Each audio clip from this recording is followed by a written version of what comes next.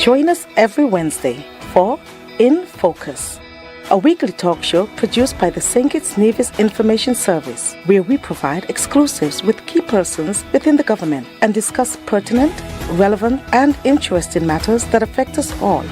Tune in every Wednesday, live on ZIZ Radio and streamed live on Facebook at SKNIS Media and ZIZ Online. InFocus, your government, your business.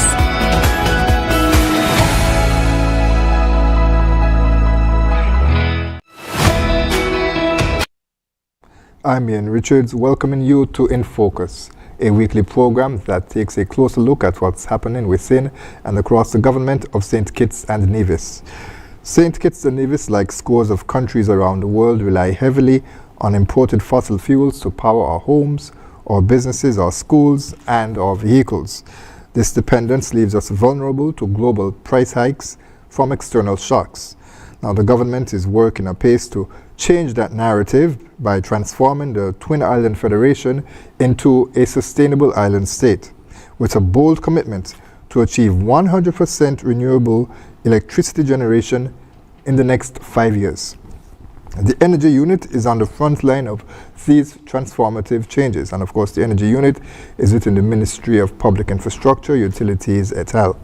Now, joining us today to share more about these initiatives is Denacio Frank. He is an energy officer within the Energy Unit, and later we'll be joined by Bertil Brown, who is the director of the Energy Unit.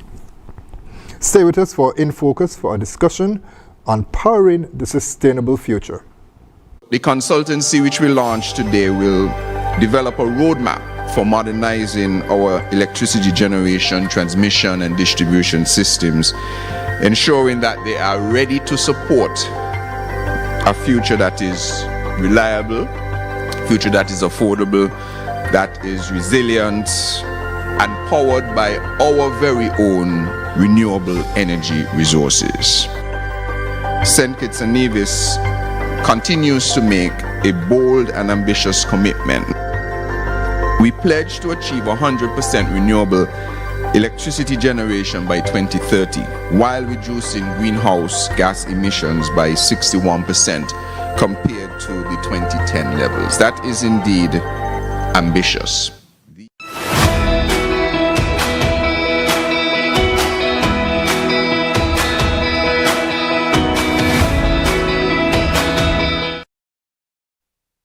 Thanks for staying with us, and allow me now to welcome to the program for the very first time Mr. Denacio Frank. So welcome, it's good to have you here. It's good to be here. Good afternoon. And we have a lot to discuss, of course. I'm not sure how many persons are aware of the Energy Unit and what its roles are and how it functions. So I think we're going to start there. Tell us a bit about the Energy Unit. Okay, well, first and foremost, I am the energy officer within the Energy Unit. The Energy Unit's role is essentially to be the policy specialist for the and for energy within the government. Our role is to essentially implement what we call the National Energy Policy. That is what essentially established the Energy Unit. We act as regulators in many instances in the absence of a formalized regulator. And so we do a lot of initiative, for example, CARICOM Energy Month, that is under us. We do a lot of studies to essentially create policies that govern the energy sector within the Federation. Mm-hmm. And how long has the unit existed? About 2017 is when it was established on the recommendation of the National Energy Policy. Any major milestones that persons may be aware of that you hear initially and you say, oh, they're responsible for that? Well, firstly, I mentioned CARICOM Energy Month. That's something that we do every November. We have a lot of activities every year, and it's a regional event, and that is something that we pull off every single year. Secondly, we just launched the Solarize and Drive. That's a major initiative that will compensate persons for renewable energy that they produce, and the drive is going to incentivize electric vehicles as well. We have done a lot of studies for different elements of the energy sector. We have done training and things of that nature. Mm-hmm. And you spoke about CARICOM Energy Month. That's in November each year. How is the participation for that? Well, it varies. Some activities we get a lot of participation. For example, we have had several energy fairs. We did bulb drives. We did one where it was a motorcade, and then we started doing it within the energy fair in this square, Independence Square. And for those activities, we get a lot of participation. Some activities we don't get as much, but it all varies on what people are really interested in. When you flick a light switch, you expect that there is power. Yes. How important is energy to persons? Because I think we take it for granted a lot of the times. Well, it's the main driver of the economy, realistically. It powers every single sector, no pun intended, but it powers every single sector. So it is very important for persons to be able to access energy, and that is one of the recommendations in the energy policy, that we have affordable energy, access to energy, clean energy, and this is very important for the economy. Tell us a bit about that energy policy. So the energy policy was developed in 2011 and revised in 2014. It outlines, the targets for energy, how we go about it. It recommends that there's an energy unit, for example, which is what essentially established the energy unit in 2017. And it essentially lays out the government's plan for how we develop energy in the Federation. And that's typically a 5-year plan, I believe. Most plans are normally 5 years. It was a 5-year plan. The target was for 2020, but is now being revised because, of course, 2020 has already passed, so it's now being revised as part of a project that we're doing. And so how does it reflect the current changes? Because, of course, as you said, it was introduced in 2011, of course, and it's been revised there. But how does it transition to what is currently happening now, especially when you consider climate change? Well, there were recommendations in the policy as well for renewable energy in 2014. And so that is a lot of what we're doing now in terms of pushing those initiatives and activities for the future.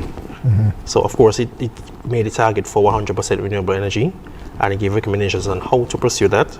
And that is what we are looking into. For example, we're looking at solar, geothermal, wind, waste energy, any domestic renewable energy that we have access to in the Federation is what it makes recommendations to push.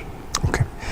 Can you tell us a bit about the relationship between the energy unit and SCELEC, which of course is the St. Kitts Electricity Company Limited, and also NEVLEC, which is the Nevis Electricity Company Limited? Well, we have a very good relationship with them. In fact, the director is actually seconded from SCELEC, and so we have a very good relationship. The director of the energy unit? Yes, he's seconded from SCELEC. So you would probably see him very often in his SCELEC uniform, but he acts as the director of the energy unit. And of course, we have a very good relationship with the engineers at SCELEC and the staff as well. And of course, we also have a very good relationship with NEVLEC. We work very closely with them as the federal energy unit.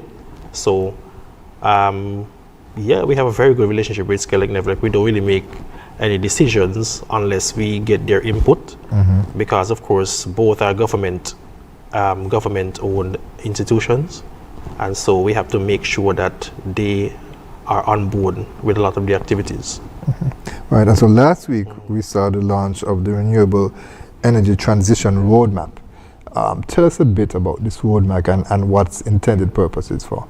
Well, the roadmap, as I mentioned, we do a lot of studies, and one of the things that we needed to do is create a roadmap for how we transition to 100% renewable energy by 2030, because the target now is by 2030 we want to achieve 100% renewable energy generation from electricity generation from renewables. And so what we're going to do is essentially a study to develop that roadmap. There's going to be what they call an integrated renewable plan for St. Kitts and Nevis in collaboration with the Caribbean Center for Renewable Energy and Energy Efficiency. All of that will be encompassed in the study that they're going to be doing. And it will be done by, Green in the Islands is the agency that is going to be implementing, in collaboration with the UNDP, who is one of our partners for this project. And the goals of this plan? To develop the roadmap. So the roadmap is going to essentially show what is the optimal mix for renewables in the Federation. So whether it says 50% geothermal, 40% solar, and so on and so forth, that is going to be brought out in the roadmap. Let me back up, because you just said renewables. Yes. What type of renewables is the government targeting? Domestically available resources. So geothermal is a very big one. In fact, if we're going to achieve 100%, we're going to need geothermal, because we have a good resource. Once you can access that, that covers a lot of the mix. Solar, of course, we have solar available across the island. Wind energy, waste to energy, sources like that. So those wind energy and waste to energy, of course, those things have been spoken about for many years. Is that something that is practical for us to get into? Because, of course, the 50 megawatt farm, the solar farm, that is on track, and geothermal, the government is investing heavily to get that done. So one may ask is that, should there be that mix, the waste to energy, because of course that's something new, and also the wind development. I'm not sure of the potential, so maybe you can talk a bit about the potential of those two, and if it's really practical for us to pursue. Well, it's very much practical. There is actually a wind farm in Nevis already, so it's not a resource that we are foreign to. There was a project being developed for the Bellevue area, which has a very good wind resource. The whole Eastern Corridor has a very good wind resource. So there have been projects for wind turbines, wind farms in the Federation. As it relates to waste to energy, it would be good for sustaining the lifetime of the landfill as well. Right. So these are resources. We are making the best of the resources that we have and getting energy from that, which is sustainable in the long run. And who are the players in this roadmap? Well, government stakeholders, sustainable development, the private sector. Chamber was involved in the launch that we did. Sustainable development, to a large extent, marine resources, the Ministry of Environment, climate action. Those are the main players for the roadmap. And based on the discussion, it was held last week, as I mentioned, so yes. It was for 2 days. It was on a Wednesday and a Thursday.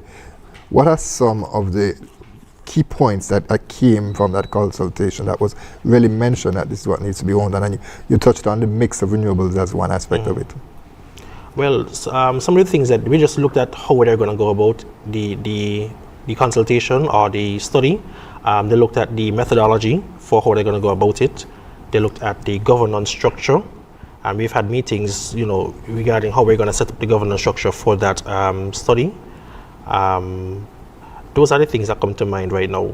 I'm a bit hazy on exactly all the points that came out of it, but those are the main points that came out of it. And they gave an overview of what they're going to do for the study. And so, yeah, those are the main points. How long is the study? It's for about a year. Okay. And it will involve consultations with different, imagine, stakeholders. Can you give us a sense of who that would be? You mean the stakeholders? Yeah, who would be a part of the consultation? Because in order to produce a roadmap, you have to find out what businesses or what institutions, what their needs are, in order to plan for the recommendations, in order to, of course, gain data. It's important that all plans are data-driven. So if you could give us a sense of who's going to be touched on, right? Right, okay, so Skellig, Nevlek, for sure, they have to be a part of that. They have a lot of the data. As I say, sustainable development, environment, climate action, in some elements, marine resources, because part of it, I forgot to mention, part of it is to the interconnection between St. Kitts and Nevis. They're going to be looking at that as well. And that would be the grid. That's basically, so for instance, if geothermal is developed, how we can channel power to St. Kitts from Nevis. Yes, right. Yes. So that will be encompassed in the study. So we're going to have persons from the environment, because we're going to have to look at the environment in the area, marine resources, maybe maritime, the private sector, as I mentioned before. Even the public will have public consultations as well. Civil society was invited. There were representatives in the meeting, and of course persons with disabilities and social development, those persons will be involved. So it's not just for institutions and businesses. There's also the role and the feedback that's needed from ordinary persons in St. Kitts and Nevis. Because it's a wide encompassing, as I said, energy encompasses all other sectors, and so we'll have input from all the sectors as much as we can. Now, that workshop, I appreciate also that there was some key international and regional agencies that were playing an important part. What's their role? Is it just to come and help to launch the project? What will they be doing, and who are they? Well, UNDP is the main financer for the project. Our project is being developed as a part of another project, and so they're the main financer for this study. Green in the Islands, GTI, they are a European-based organization. They're going to be doing this study for us. Euroclima is another organization that is a part of this study. So those are the three main partners for the study that we're going to be doing. And I believe that is where the funding will be coming from in terms of Euroclima. That's the European UNDP. Union. Right. Okay. Let's talk a bit about now the benchmarks that will be a part of this roadmap in order to assess the process. And how do you measure that success as well too? Yeah, we probably have to come back on that. I don't quite remember off the top of my head. It's been a while since I any projects, to be very honest. Okay. All right. So what we'll do then is that we're going to take our first break.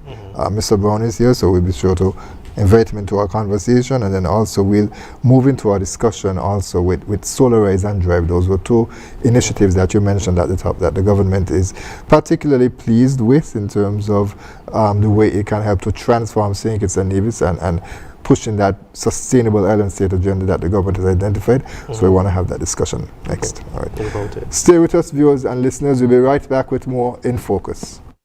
Growing up in school, we would always be told that St. Kitts and Nevis does not have any natural resources. We learned of Guyana that had lumber and gold. We learned of Trinidad that had oil and natural gas. We learned of Jamaica that had bauxite and also lumber. But we were told we didn't have any natural resources here. But in my short life so far, I have lived to see where we have our own gold, our own bauxite, our own lumber, our own water in another form, our own resource in renewable energy. We have more renewable energy than we can ever dream of using. And so that is our gold mine there. If you haven't done it as yet, please do it today. Subscribe to our YouTube page at SKNIS Media for regular updates, live coverage, and even more information on your government. While you're at it, like, share, and interact with our Facebook and Instagram pages at SKNIS Media and SKNIS Info.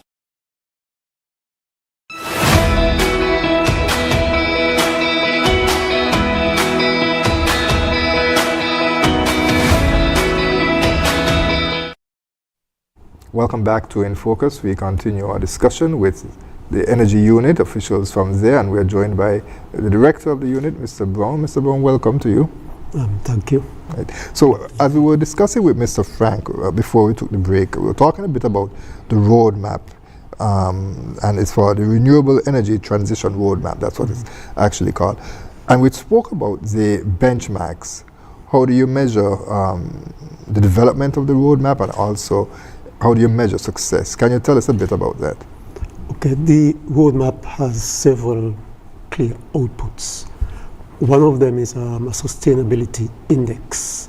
As you know, we aspire to be a sustainable island state, and so that would help us to determine how far along the path that we are in. That you could probably think of it as a stock index that would rise as we move further and further towards our goal.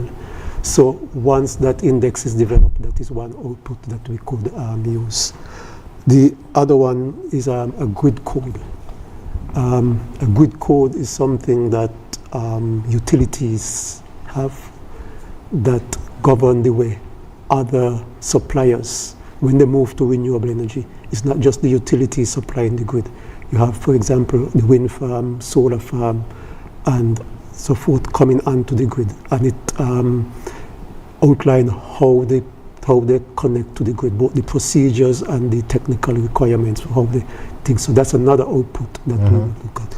There's also a grid modernization aspect of it. So that would be a report detailing what we have to do to upgrade, especially our transmission and distribution infrastructure to accommodate renewable energy And Dinazi a while ago talked about the interconnection. So all of that would be included in the upgrade. Because those, if we want to go fully 100% renewable, some upgrade is required to our transmission and distribution infrastructure. When we say transmission and distribution, I'm speaking about those poles and wires and so that you see out in the field. Okay, and then you have, even though it's called a roadmap, inside of it is a roadmap itself, which would outline the steps that we take, a time frame and so forth. So once we get those, we know that the process is moving along. And of course, all the reports and so will be reviewed by the stakeholders, by us, by SCELEC, by NEVLEC, and feedback to the consultant until we are satisfied that we got what we wanted. Modernizing the grid, you mentioned that was a key point in the roadmap. That must be incredibly difficult. What would need to be changed, ideally, off the top of your head, to include those renewables? Because to my mind, I'm not a technical person. The fuel right now, well, the power is coming from fossil fuels, as mentioned, the generators. So what changes would need to be made to facilitate renewables? Well, first, one of the things that most likely will have to be made is we increase the transmission voltage. Right now we transmit at 11,000 volts. But the higher the voltage you have, the better you are at interconnecting renewable energy. So one of the things that has been discussed, it's not finalized yet, is to increase the transmission voltage to 69 kilovolts. The other thing, some of the conductors have to be made larger in order to think. You have the interconnection has to be done in order to get the geothermal connected to St. Kitts. So those are just some of the things that has to be done. Some of the agents, some of them are old, so we have to put in new conductors. And I imagine, of course, with the scourge of climate change, we must be resilient. We must be able to react to what is happening now. And a big part of it, I know, that the government has discussed for over a period of time now, would be having those lines, the overhead lines, underground. Yes, the overhead lines are susceptible to hurricane. Not even a full-fledged hurricane, even when we have a storm, as you and the viewers would be aware, we lose electricity, and that's because the winds damage the overhead lines. So we are thinking we would like to put as much of that infrastructure underground. A lot of it is already underground. The backbone, we have the whole of the Bastille area underground, mostly. We have, for the transmission section, all the way to Cairn, and on the western side we got as far as Challengers that is just the transmission section underground. But we'd like to put more underground, but putting the infrastructure underground is more expensive than putting it overhead. So we have to get the financing for that. Right. And in terms of this, any threats that you would identify to the roadmap that would prevent it from being completed on time, or would limit, as you mentioned, the stock comparison of it rising? Are there any threats that you would see that would slow down the progress or cause it to become stagnant to an extent? You mean implementing the roadmap? Right. Yes. Well, one of the things, a lot of what we have to do to implement it requires money. So the financing, the funding is one of the things that could prevent it from moving forward. Another thing that could prevent it, and we are working on that, is the human capacity, our ability to having the personnel, the qualified personnel, and the number of persons to actually implement the roadmap. So training, we are actively doing training, and also we will have to depend to some extent, a large extent, on consultants to work with us with respect to that. So those are two things that I could think of right now as to what could slow down the implementation. Anything you care to add, Mr. Franks? Well, the ability to acquire data, quality data, is something that could potentially slow down the implementation as well. And of course, data, data is a challenge for not just St. Kitts and Nevis, for all of us across the region. We're not very good at it. And in order to make informed decisions, you must have that data as we established. The question then is asked, because the plan that was outlined by the government, that would be the minister responsible, Honorable Conrad Maynard, he said that the plan has a target of reducing carbon emissions by 61% by 2030. And as I mentioned at the top, that's 5 years. And also having 100% renewable energy that is powered from the grid. The complete electricity generation is 100% again renewable by 2030. Are these goals realistic? Yes, they are realistic. There's no guarantee that we meet them, but they are realistic. For one, we think that we could get the geothermal online before 2030. And if we get the geothermal online, we could get a large amount of energy from that. The other one, there's a 50 megawatt solar farm with 30 megawatt hours of battery that tenders are already out for developers to develop it. So we could get that online by the end of 2027. Now, the Solarize program, which we have households installing solar PV, that could add a fairly large amount, well, up to 5 megawatts of solar energy to the grid, and that could happen gradually or between now and 2030. So it is realistic, but we have to do a lot of work to make sure that we achieve it. We can't just sit back and think that it will happen like that. You mentioned Solarize. Yes. Now, it's a catchy acronym, really and truly, and it stands for Solar Integration for Sustainable Energy Initiatives, which is Solarize. I want you to break it down for us, and of course, Mr. Frank, you're welcome to join in as well. Break it down so that the ordinary person can understand what Solarize is, what it is attempting to achieve.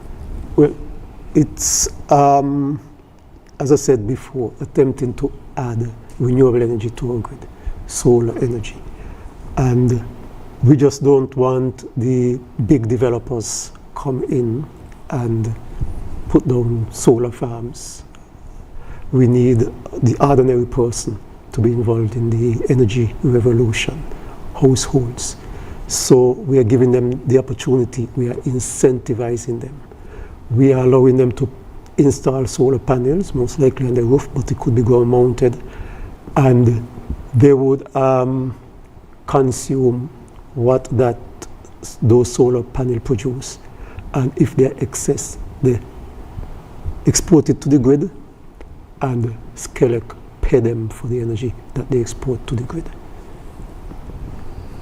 And the billing model, can you tell us a bit about that billing model? Because you said Skelec would pay them. Most persons, when they hear pay, they may think money. Ultimately. So tell us a bit about how the billing model works.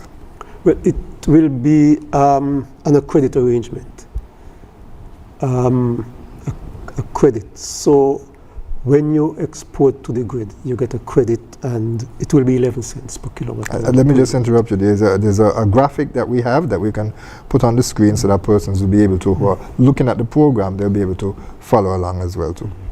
Now, so you would get 11 cents credit for each unit of energy that you put on the grid, measured in kilowatt hours.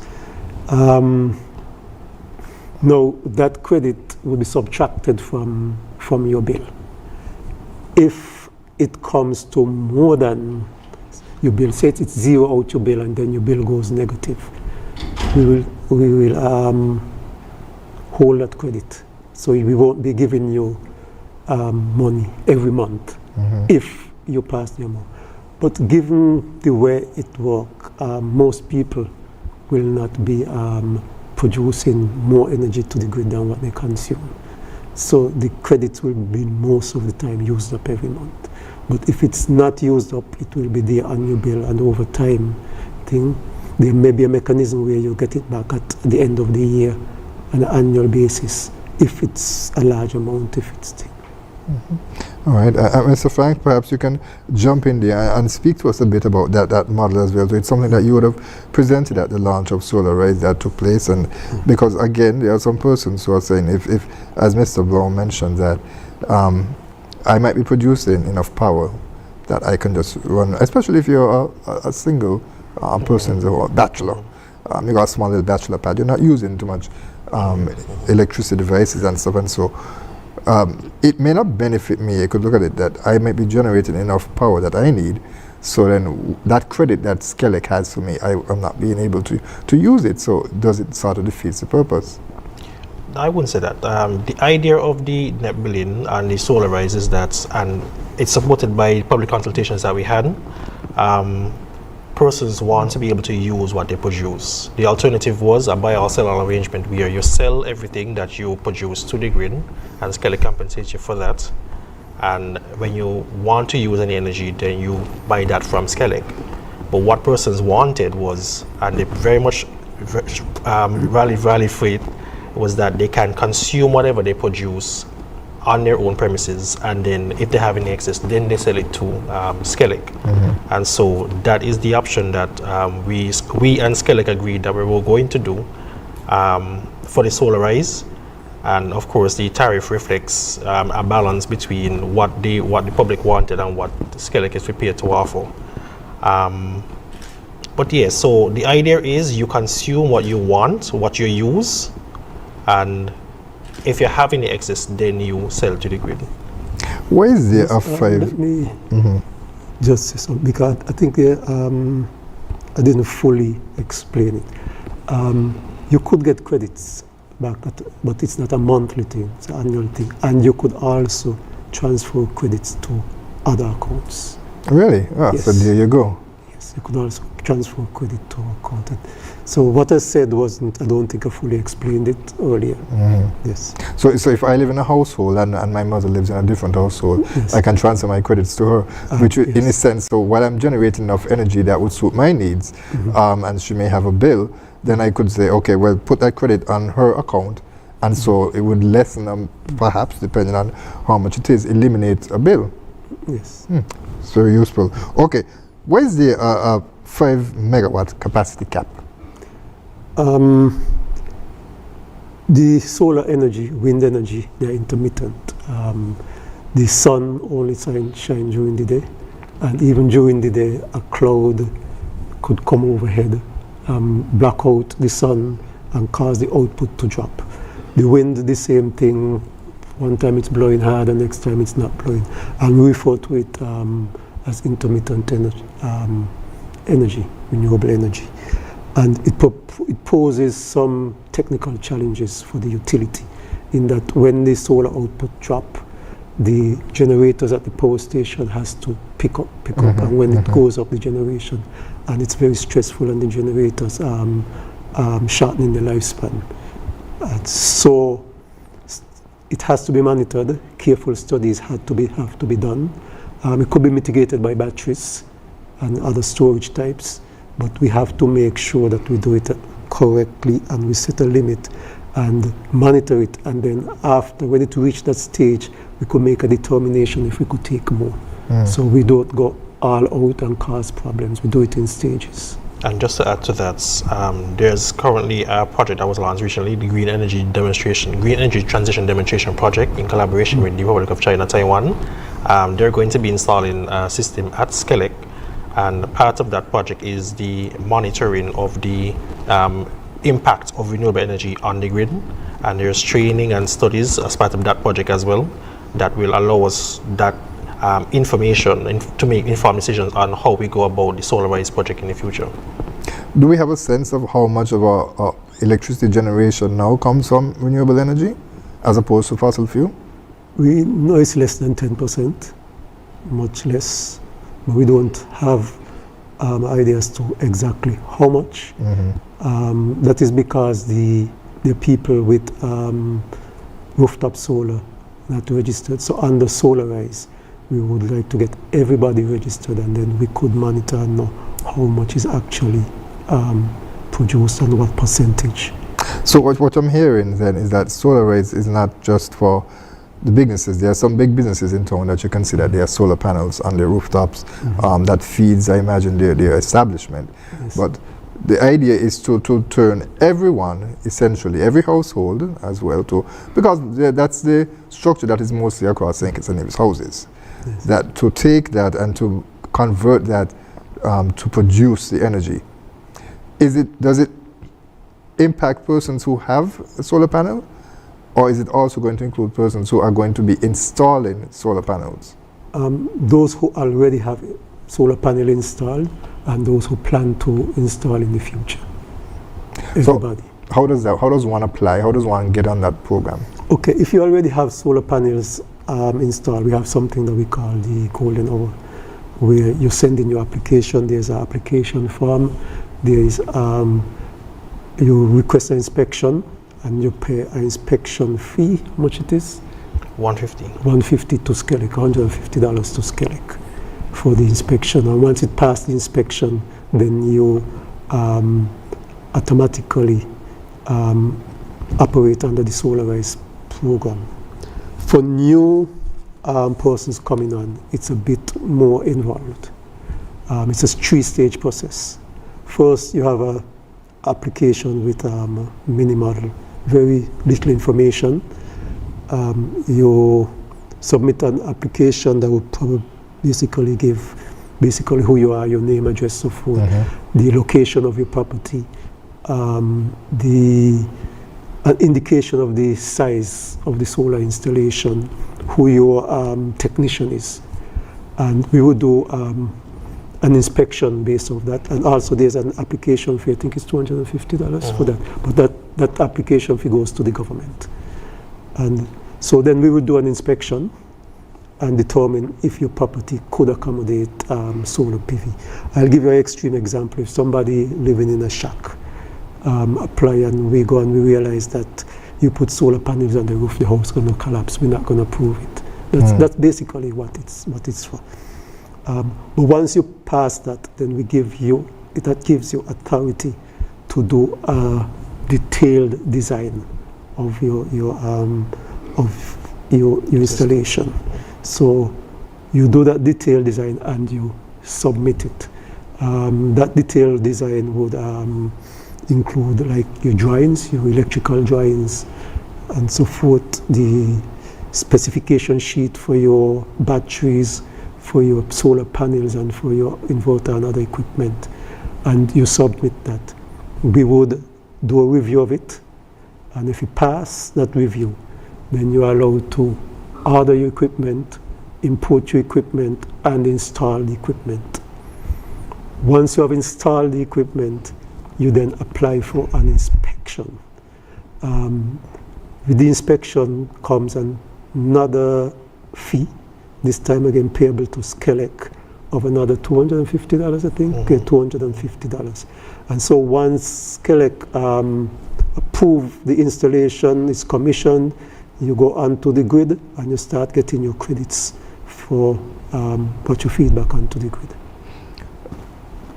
The question is asked, Mr. Brown. Again, Mr. Frank, of course, you're welcome to jump in. Based on what you just said, that approval is needed. Approval is needed even before you can order anything to ensure that the facility is up to scratch, that it can accommodate. Some persons may feel that I need permission in order to order solar panels. What if I don't want to be on Solarize and I'm just comfortable having my solar system installed? Do I still have to get approval, because that approval for Solarize may be seen as a deterrent? Once you're going to be connected to the grid, even if you don't want the incentive thing, once you're connected to the grid, you have to get approval, because if you don't have the correct equipment, and if it's not connected correctly, you could cause damage to the grid. You could cause problems to the grid. So once there's any sort of connection to the grid, you have to get approval. And if you're totally off the grid, no connection, then we're not involved. Yes, and I'm not sure how many persons were aware of that, and that's an important point there. Because I myself was considering, okay, I would like to have solar panels installed, but it never occurred to me how that may damage the national grid, that really would impact every consumer in St. Kitts and Nevis. So that's a very important point. And not just the grid, your equipment could get damaged too. If it's not the correct type of equipment. So although you don't have to come on to solarize, it's still recommended that you come to us. Right. Okay. And eligibility requirements. Who is eligible? You must have a SCELEC account. That's the thing. You have to be up to date with your SCELEC payment.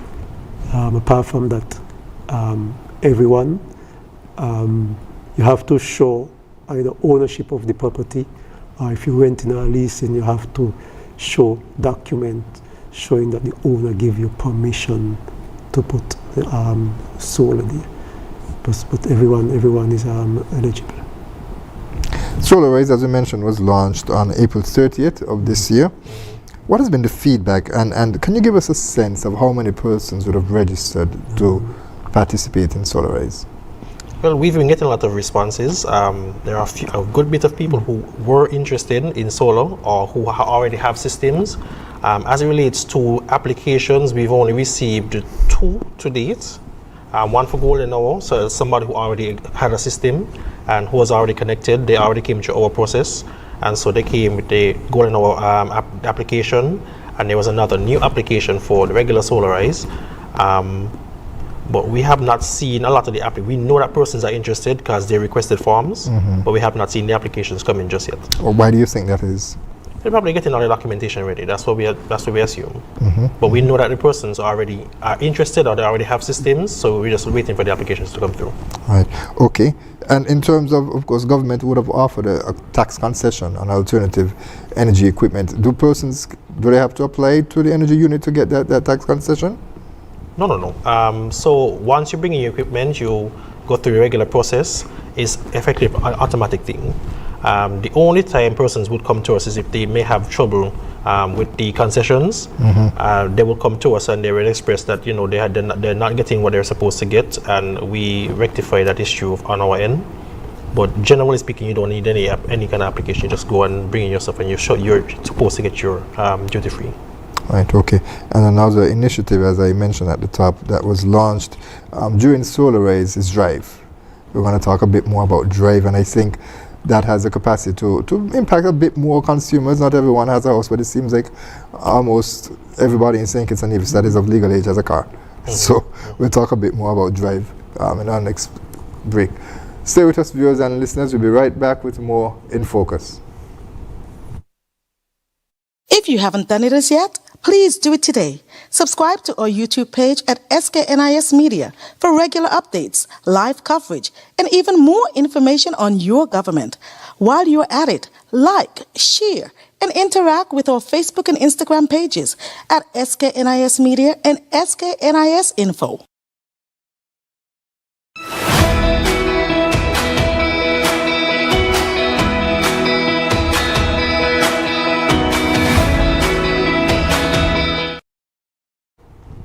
Welcome back to In Focus. We continue our discussion with officials from the Energy Unit, Mr. Bertold Brown, who is the director of the Energy Unit, and also Nanasio Frank, who is an energy officer there. We've been discussing the roadmap towards renewables. We've been discussing SolarRise, and now we're discussing Drive, which is let me get it straight, the Carbonized Roadway Initiative for Vehicle Electrification. I recognize Minister Maynard also had to make sure that he got it right during the launch of the roadmap. So the acronym is Drive. What is Drive? Well, Drive is effectively an initiative, as the name suggests. It is meant to drive, no pun intended, maybe pun intended, the transition to vehicle electrification. As you know, most of our fleet, the majority of our fleet is fossil fuel, is internal combustion engine, and it is in our best interest to transition to electric vehicles. And so what the Drive does, it encompasses a number of things that will make that transition. It includes the electric vehicle transition policy. It includes the electric vehicle transmission action plan, and there are strategic plans as part of it as well. It includes the incentivizing in terms of import duties, so reduction in import duties for electric vehicles, and it includes training, things of that nature. Anything that involves the transition to electric vehicles, all of that is encompassed in Drive. Now, you mentioned during your initial presentation, during the launch of Drive, that the country's geography is ideally suited for EVs. How so? Well, first and foremost, St. Kitts is not very mountainous compared to some other Caribbean countries. St. Kitts and Nevis, of course. It's not as mountainous as you would think. St. Kitts and Nevis is not that mountainous. For the most part, there is, well, even though we have hills and stuff, it's not like steep inclines and stuff of that nature. But more importantly, we are a very small country. The Federation is very small. We have about 34 to 40 miles of road in the Federation. And one of the major concerns with electric vehicles is what I call range anxiety, the distance that you can drive before you have to charge again. Now, because St. Kitts and Nevis is so small, you can actually drive your vehicle. The minister like to say, if you're going straight from work to home and back, and you're not going anywhere, diverting anywhere, you could actually drive on a full charge for a long time. That's a long time. So the average charge time, a full charge, between 250 to 300 miles. And to the driving distance, when we did our calculations, we're looking at somewhere between, I don't drive more than 10 kilometers a day, which works out to about, we worked out about 40 miles a day. So you're looking at a full week on one charge. And frankly, that's a very good thing for the Federation. Not only that, but persons are concerned about, would that carry up the price of my electricity? That's not the case, because especially right now the price of gasoline is above $18. The price of fuel is still this. The price of electricity has not changed, and you're using less energy to charge your vehicle than you. And so, in other words, you're spending less for the electricity than you would for the gasoline. So, because of the geography of St. Kitts and Nevis, electric vehicles is prime for us to benefit from the driving those vehicles rather than to pay for gasoline. Because of course, with the price spike, as you mentioned, my vehicle right now to fill is around $150. Right, $150, and you're saying if I were to plug it in, it would be more cost effective for me if I had one. Much more cost effective. So you charging stations, because that's an important point that you mentioned at home. How difficult is it to set up a charging station? I don't imagine that you can just go and take a plug and plug it in. So there's different types of chargers. Type 1 is where you plug straight into your wall, and most EVs, they come with the adapter that allows you to charge straight into the 110 to 20. Type 2 is what you would see like at different, like something, there's boxes that you can get to allow you to charge a vehicle much faster. So type 2 is what a lot of houses might include, might install, that allows them to charge fast at night. And then there's type 3, which is the fast charger, so you would see like in hotels and stuff like that. So type 3 and type 2 are a little more difficult. You can buy a type 2, but type 3 takes some planning to actually set up a type 3 charger. And of course the connectors, the average connector uses what they call a CCS2 connector, and that is why people might be concerned about the connection. But of course, setting up the actual the type 3 would be a little more challenging for us, and that would come from our end. As it relates to the type 2 and type 1, you can purchase a type 2 if you so wish to, and type 1 it comes with the vehicle. So you will get an adapter that allows you to plug the connector and plug straight into your 110 or 220. And the cases where you're not able to charge your vehicle fully for whatever reason, or maybe it's just you didn't pay attention to where the levels are at, and we're assuming now, not necessarily the hybrids, but straight EVs, that it doesn't have a full charge because I can plug in town or my business or whatever. Is that something that is really practical, and how will this be rolled out, having those charging stations in public spaces? Well, the charging stations have to be mapped out, of course. That is something that we are considering right now, where part of Drive is a part of the action plan, the EV transition action plan, is to set up the charging stations across the federation. Of course, we're going to have public charging stations. We're going to have maybe we might have in the private sector will definitely look into charging stations. The policy asks for hotels to include that as part of their parking. But as it relates to, sorry, was it just remind me the question? The question was in terms of having the charging stations in public spaces and how practical it would be to have it around town, especially. Well, in town might not be as practical, but on the outskirts is not a problem. As I said, the saying is very small, and so we can set up, for example, just a quick example, maybe one at the airport, a public charging station at the airport. They can get in a few charges, maybe an hour or two of charge, and the reality is how the batteries are set up, even though it is low, it does not shut down. So you can drive, and of course, because of the benefit of us being small, you can drive on low battery and get home. Mm-hmm. So the car doesn't shut down on you. You will be able to get on like gasoline when you run out of gas. Mm-hmm. That's it. But on the battery will allow you to get home at least, so you can get in a charge even at night. And it is recommended that you charge at night anyway. So an increase in EVs and charging stations, how is that going to impact the national grid? Because then there's greater demand for energy now. Well, that's actually part of our roadmap. These studies, the roadmap studies that we're going to be doing, they're going to be looking at all of those things. We expect an increase in demand. Of course, it is a phase, the whole thing is a phased approach. So we don't expect EVs to flood the grid anytime within the next year. And that's being realistic. But we are planning for EVs to come because there are policies that are being developed for ICE development to stop within the next maybe 10 years. What's ICE? Internal combustion engines. So all fossil fuels. So places like Japan, they are looking to stop production of ICE vehicles, a regular combustion engine, by 2030, 2035.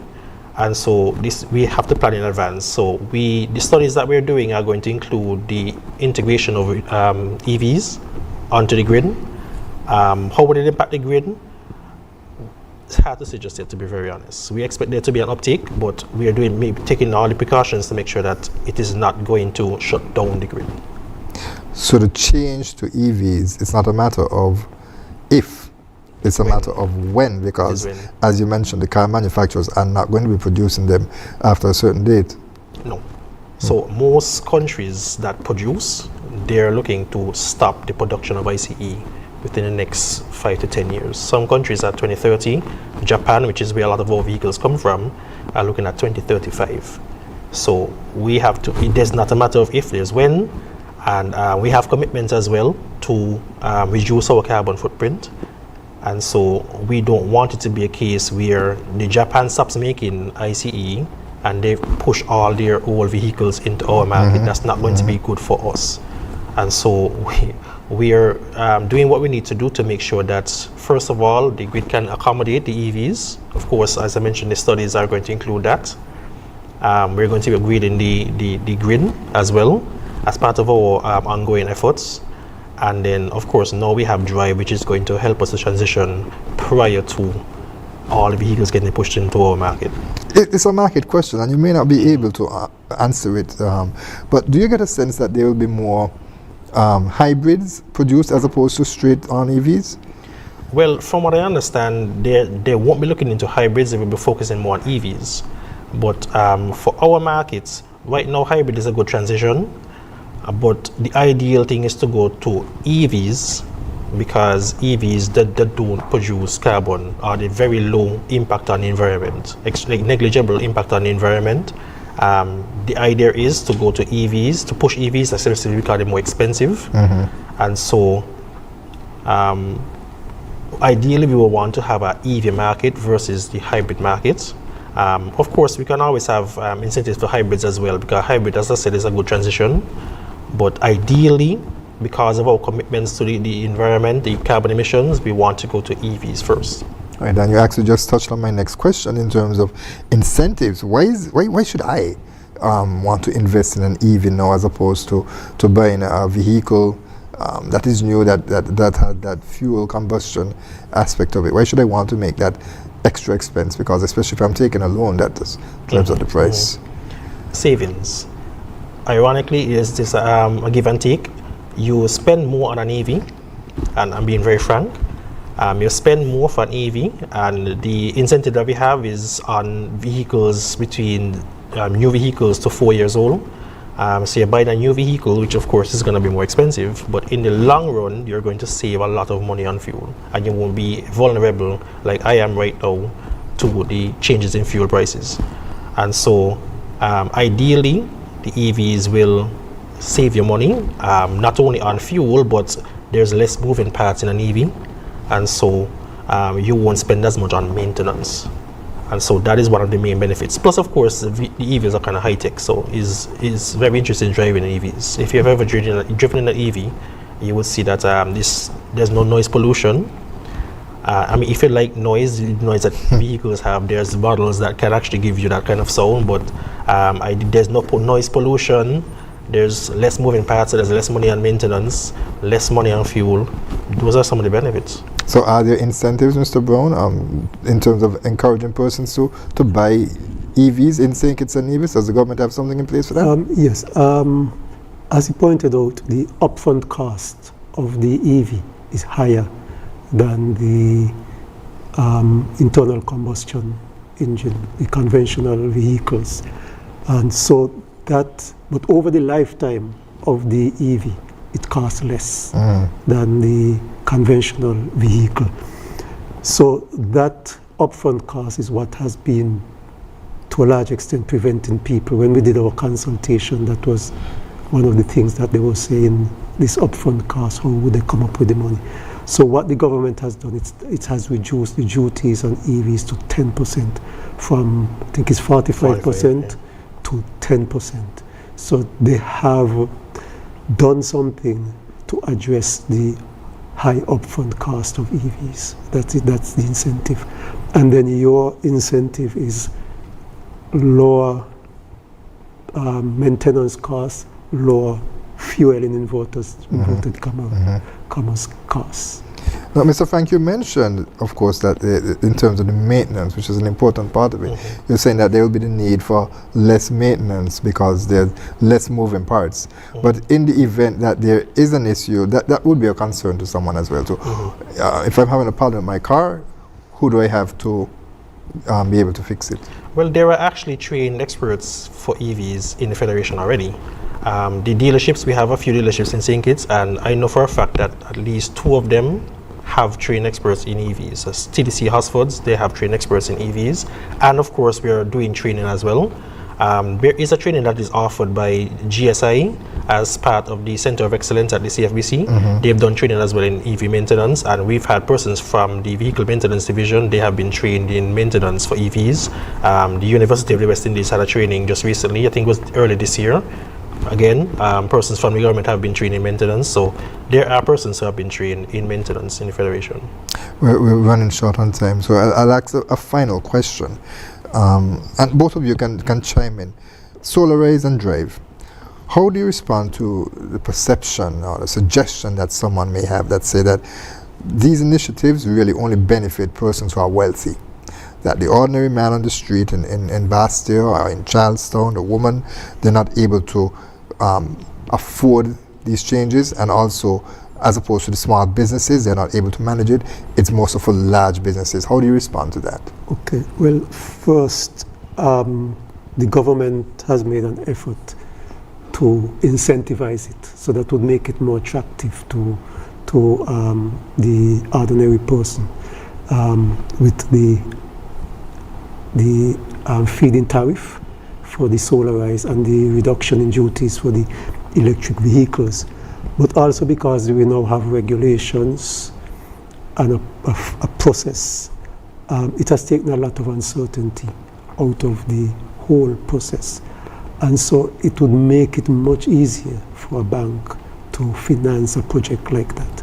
So if somebody don't have the upfront cash, they could get somebody, their accountant or whoever, to crunch the numbers that they could take into the bank and show the bank that they could put in this have savings and use some of that savings to pay back the bank. So that would make it easier for the ordinary person to get both an electric vehicle now and solar, as opposed to the more affluent persons who could have done it in the past. Okay, and realistically, you think of it as an investment, and I would say that there are persons within the Federation who might not be considered as the big man who already have solar. We've seen small solar systems that are just as effective as the large solar systems. So I won't discourage anybody from trying to apply for solar. Solar energy, well, solar panels and stuff are getting cheaper as the years go by. There are some systems that I've seen that cost very little compared to some larger systems, and so I won't discourage anybody. Look into the options that are available and apply. We'll leave it right there. The Nassau Frank, Energy Officer within the Energy Unit, and Bertolt Brown. Of course, you are the Director. Thank you so much for being with us on this edition of InFocus. Thank you. We'd like to thank you, viewers and listeners, for joining us for this edition. We trust that you will join us next week at the same place, at the same time, for another edition. Remember, at InFocus, we discuss your government, your business. I'm Ian Richards. Join us every Wednesday for InFocus, a weekly talk show produced by the St. Kitts Nevis Information Service, where we provide exclusives with key persons within the government and discuss pertinent, relevant, and interesting matters that affect us all. Tune in every Wednesday, live on ZIZ Radio and streamed live on Facebook at SKNIS Media and ZIZ Online. InFocus, your government, your business.